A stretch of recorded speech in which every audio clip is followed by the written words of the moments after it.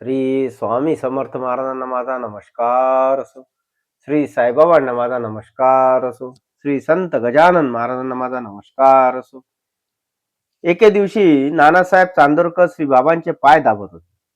त्यावेळी भगवद्गीतेचे श्लोकही म्हणत होते. त्यांनी 4थ्या अध्यायातील 34वा श्लोक म्हटला.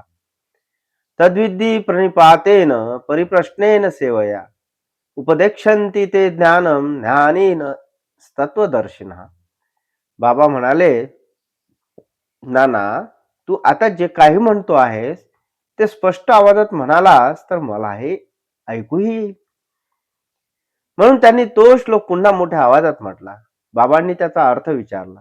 नाना म्हणाले, बाबा, या श्लोकातून भगवान श्रीकृष्ण अर्जुनाला असे सांगत आहेत की तत्ववेत्ते व ज्ञानीजनांना नमस्कार केल्याने, चांगल्या भावनेने त्यांना पुन्हा पुन्हा प्रश्न केल्याने आणि त्यांची सेवा केल्याने ते तुला ज्ञानाचा उपदेश करतील. श्री बाबा म्हणाले, नाना, तू या श्लोकाचा अर्थ बरोबर सांगितला आहेस, पण यातील तृतीय चरण लक्षात घे. ज्ञानी व तत्वदर्शी ज्ञानाचा उपदेश करतात असे तू म्हणतोस, तिथे स्वतःकडे अज्ञानपद घेतलेस तरच तुला त्याचा बोध होईल. कारण ज्ञान हा शब्दांचा विषय नाही, ते शब्दातीत असते. आता जे शब्दातीत आहे ते शब्दांनी कसे काय सांगणार? येथे ज्ञान याचा अर्थ आत्मज्ञान. ते शब्दात कितीही वर्णन केले तरी त्याचा बोध होत नाही. गर्भ जसा वारेने वेष्टिलेला असतो तसे ज्ञानाला अज्ञानाने आच्छादून टाकलेले असते. पाणी स्वच्छच असते, त्यावरील शेवाळ दूर केले म्हणजे पाणी आपोआप दृष्टीस पडते.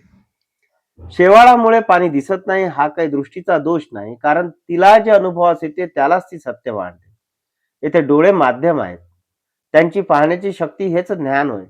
या शक्तीचे शब्दांनी वर्णन करता येत नाही. म्हणून ज्ञान हा उपदेशाचा विषय नाही असे मी म्हणतो. ती अनुभूतीची गोष्ट आहे. मायेच्या प्रभावाने विश्व खरे आहे असे वाटते हाच मोठा भ्रम आहे.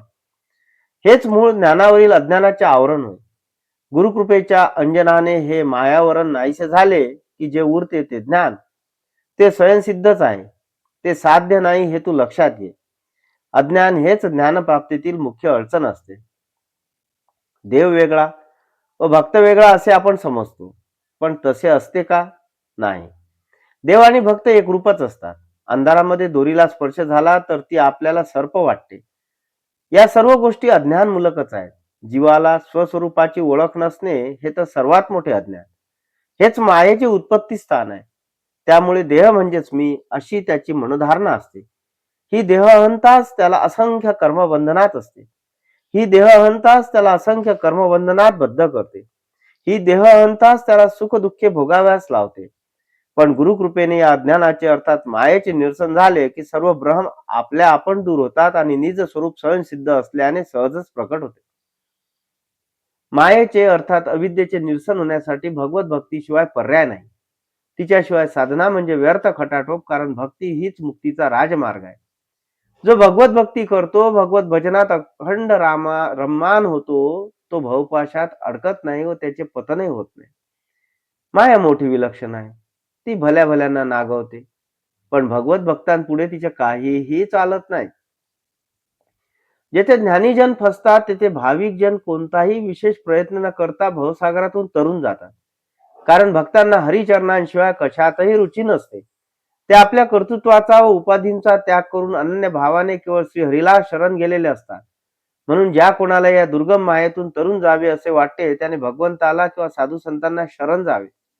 त्यांची सेवा करून त्यांना संतुष्ट करावे. त्यांचा ज्ञानोपदेशाने मायेचे अर्थात संसार भयाचे निरसन होते.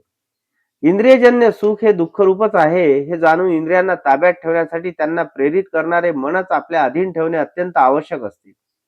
मनोजय करणे हाच परमार्थ होय. एखाद्याला जग जिंकता येईल, पण मनाला जिंकणे केवळ अशक्य. इंद्रियांचे दमन करू गेल्यास ती अधिकच खवळतात. म्हणून मनालाच विषय भोगांपासून परावृत्त करून प्रयत्नपूर्वक परमेश्वराकडे लावावे. आपल्या सर्व इंद्रिय वृत्तींना भगवतचरणी लीन करावे. मनाने हरिचिंतन करावे. कानाने भगवत चरित्र श्रवण करावे. डोळ्यांनी भगवंताचे दर्शन घ्यावे. जिवेने त्याचेच नाम घ्यावे. नाकाने देवाचे निर्माल्य हुंगावे. हातांनी देवाची पूजा करावी. पायांनी तीर्थयात्रा करावी. अशा प्रकारे आपल्या सर्व इंद्रियांना भगवत सेवेत जुंपावे. इंद्रियांना भगवंताची घोडी लावली की आपले कामच झाले. असा भक्त भगवत भक्तिरूप नावेत बसून सहजतेने मुक्तिरूप पैलतीर गाठतो, शिवस्वरूप होतो. श्री बाबांच्या मुखातून पकडले ते दिव्य बोधामृत ऐकून नानासाहेबांच्या मनातील भक्तिभाव अधिकच वृत्तिंगत झाला. त्यांच्या डोळ्यात अश्रू तरळले. ते श्री बाबांचे प्रेमपूर्वक पाय चेपू लागले.